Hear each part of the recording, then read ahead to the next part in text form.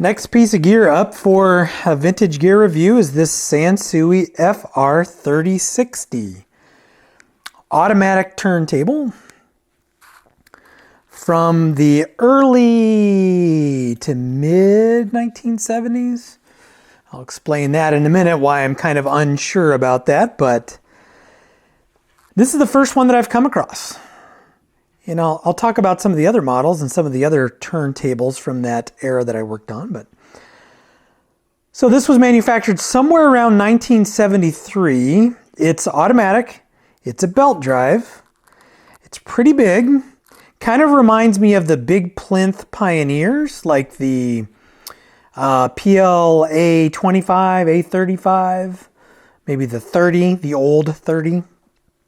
Kind of a large turntable. Has this kind of top, right, this top plate, I guess, that sits on another plate. Now the difference is this is plastic instead of being wood like on the Pioneers. Even though that's plastic, this thing weighs a ton, right? You saw the dimensions and you saw the weight, so they are pretty heavy. The series that this belonged to, there's not a whole lot of information to go on with these. I do have a service video on this that will be released, but there's just not much to go on. What I found, and I found this, I think, in a catalog from 1974, right? That was the last year that it appeared. But the series information, as far as I could tell, we had the 1050, the 2050, the 3060, and the 4060 at any point in time between 1971 and 1975. I don't know when this was phased out, when it was phased in. It was really, really difficult. I pulled down a product catalog from 71 that did not have this model listed. It had the 1050, the 2050, and the 4050. It might have been the 4060. I'll have to double check. But then in 1973, I saw the 3060 and a 4060 listed.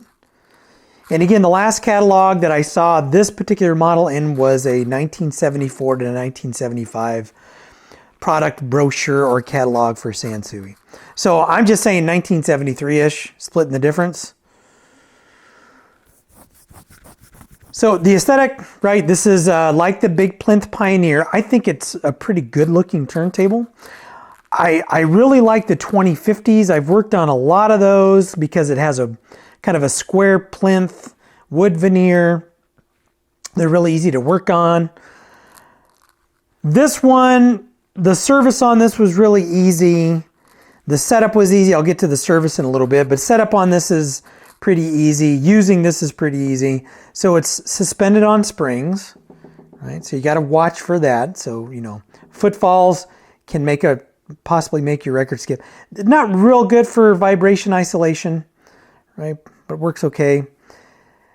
You have speed selector here, 33 and 45.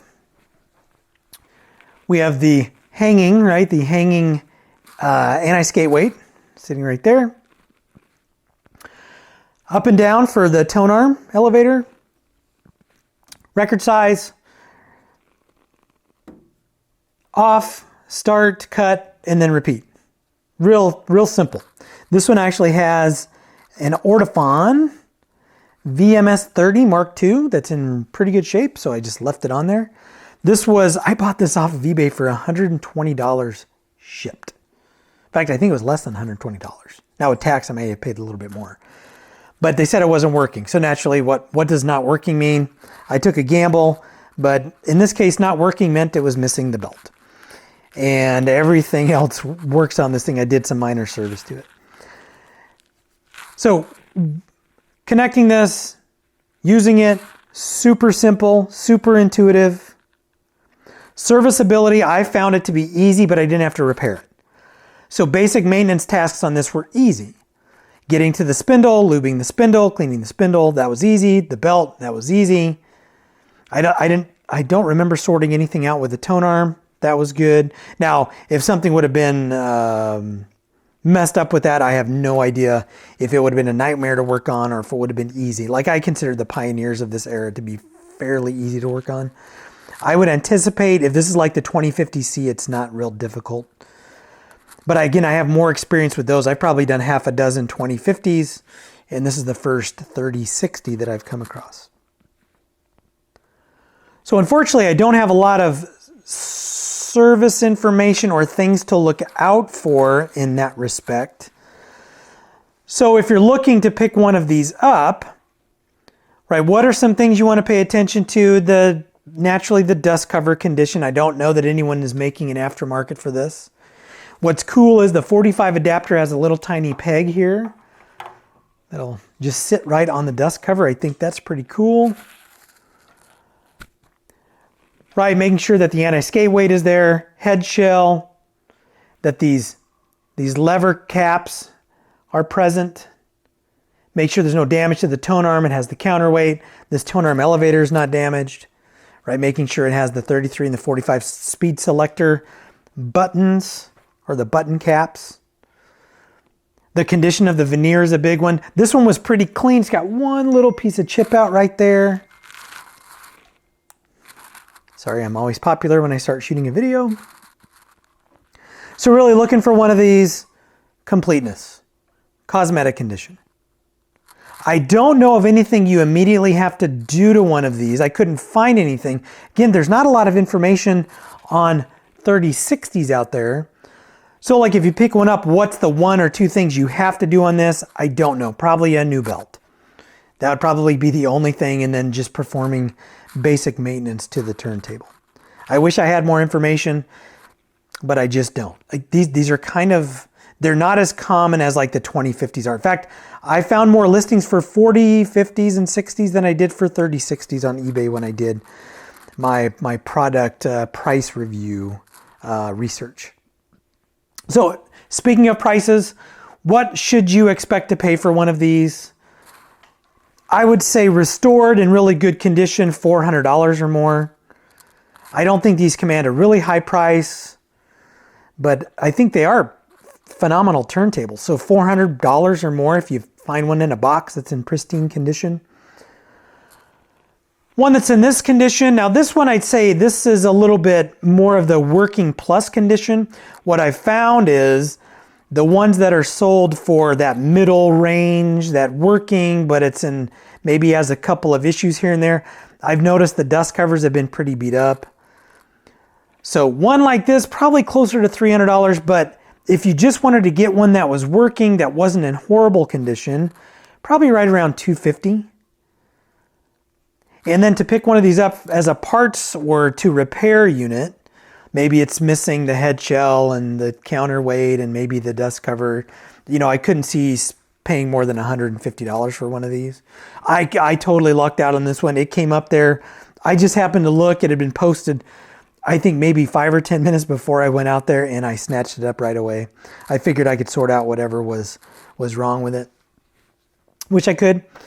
So just a really interesting turntable, and these are built like, again, it's like one of those big wood plinth Pioneers. What I don't know about, it has this little tiny compartment here, and I'm going to need to figure out what this is for. Maybe a remote control? I'll flash up whatever this is for, but this little compartment opens up, and then there are 3 slots where it looks like something plugs into it. I'm not sure what that is. If I find out what that is, I will include it in the video. At some point I'll put an image up, but I have no idea what that is. So again, phenomenal, just great turntables. It's a great turntable, especially for the money. It even has a slot back here to where you can have an extra cartridge or 2, right? So an extra head shell if you wanted to do, you know, mono, or maybe you had a really high-end cart and then you had like a day-to-day cart. I don't know. I don't really do that, but I know that some people do. So you have a couple slots to put those. So good turntables, undervalued turntables, I think, for what you get. Again, if you can get one of these in this condition, and all you need to do is replace a belt for $120, you've won. Now this isn't mine. This is gonna go to 402 Vinyl, and Mike is gonna sell it down at the shop. But you know, you factor in my little bit of elbow grease. Maybe even if I had to put a new cartridge on it, you're still into this for probably less than $150, and that's a good day every day of the week. This will probably go out to the floor at probably $300 maybe a little bit more, because it is in really good shape. So really good turntable for a beginner, even if you're considering getting into maintaining and repairing your own equipment. Good turntable, really good turntable. So I think that'll wrap it up. I know this was a short one. Turntables, not a whole lot to go on with these, especially when they're reliable, they work well. But Sansui FR3060, don't pass one up if you can find one at a good price. So as always, if you like what you see, like, hit subscribe, and I'll catch you in the next video.